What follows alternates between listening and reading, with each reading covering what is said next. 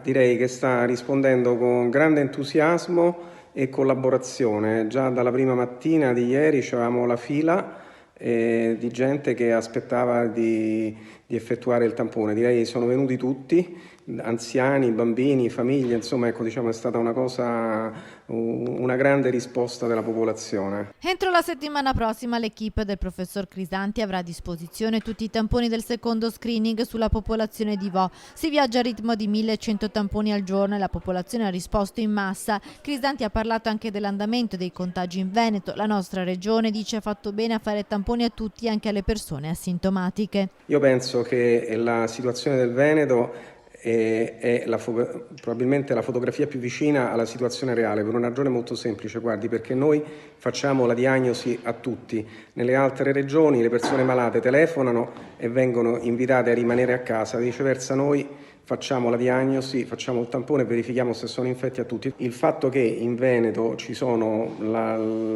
l'infezione o l'epidemia sembra progredire più lentamente è proprio dovuto a questo fatto, che si fanno le diagnosi, si invitano le persone a rimanere a casa. È chiaro che se una volta si è fatta la diagnosi la persona è anche più responsabilizzata.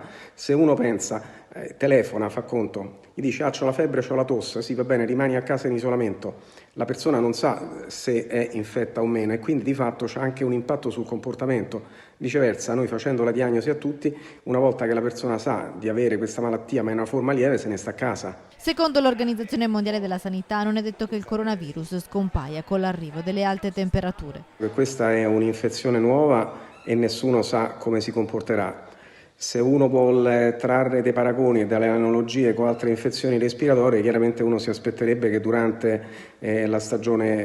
la fine della stagione primaverile e l'inizio dell'estate in genere diminuiscono, ma dobbiamo aspettare fine maggio, inizi di giugno prima di doverci aspettare un calo dovuto alle condizioni ambientali.